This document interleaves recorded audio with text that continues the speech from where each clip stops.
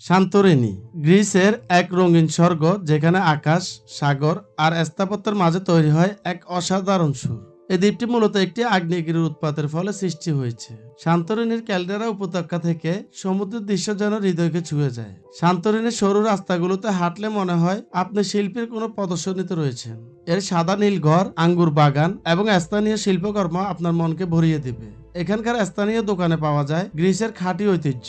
সান্তোরিনির রিসোর্টগুলো এমনভাবে ডিজাইন করা যেন এখানকার প্রকৃতি আপনাকে প্রতিটি মুহূর্তে মুগ্ধ করতে পারে।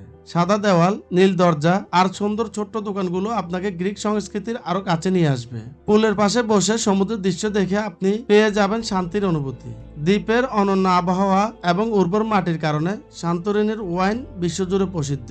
এখানে এসে এক গ্লাস গ্রিক ওয়াইন পান না করলে ভ্রমণ অসম্পূর্ণ থেকে যায়। তবে সান্তোরিনির সবচেয়ে জাদুকরী মুহূর্ত আসে সন্ধ্যায়, যখন সূর্য অস্ত যায়। এই দৃশ্য এতটাই মনোমুগ্ধকর যে একবার দেখলে সারা জীবন মনে থাকবে। পৃথিবীর বিভিন্ন প্রান্ত থেকে পর্যটকেরা এখানে আসেন এই মুহূর্তে সাক্ষী হতে, যা রূপকথার মতো সুন্দর।